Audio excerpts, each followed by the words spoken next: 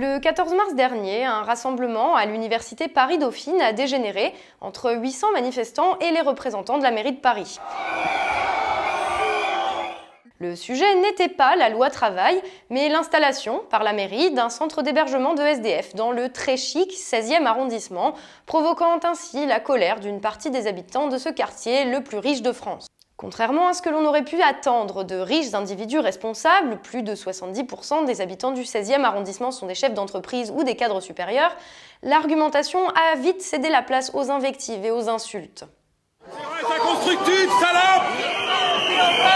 Caca! On peut donc s'interroger sur la sincérité des appels à s'occuper d'abord de nos propres SDF avant de gérer la crise des réfugiés, quand on constate dans les arguments utilisés par les habitants du 16e arrondissement un amalgame complet entre SDF, réfugiés et immigration en général, prétendant que le centre deviendrait une jungle comme à Sangatte ou à Calais. Je pense que le fait d'avoir mis ça dans le bois de Boulogne, quand je dis nouveau Sangatte, j'exagère pas.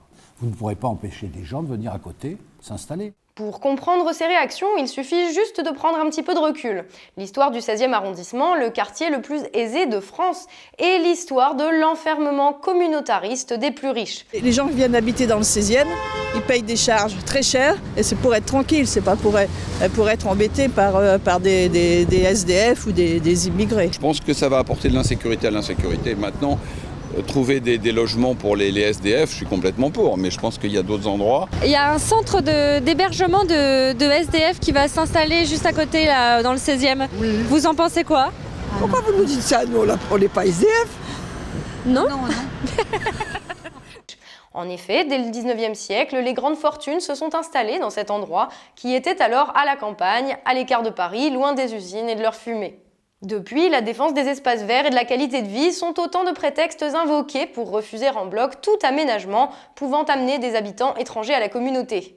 Je suis pour, mais il faut qu'ils soient encadrés. Je pense qu'il y a besoin d'un encadrement autour d'eux pour que la population du 16e s'entretienne en bonne relation avec ces gens-là. Par exemple, le quartier ne compte que 3,79% de logements sociaux et intermédiaires, alors que la loi fixe un seuil obligatoire de 20%, et la mairie d'arrondissement assume totalement ce choix en préférant payer les amendes.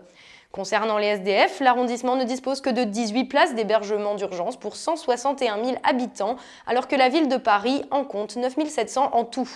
Le rejet de toute intrusion extérieure est même tellement fort que l'installation d'une ligne de tramway provoque aussi une levée de boucliers, car le tram relierait alors le ghetto des Fortunés au quartier plus populaire du nord de Paris. Au moment où le pays tout entier fait des efforts au nom de la compétitivité, de la lutte contre le terrorisme et de la cohésion nationale, on peut se demander sincèrement pourquoi la tolérance est-elle aussi large face à une part de la population, les plus aisés, qui refuse de s'intégrer.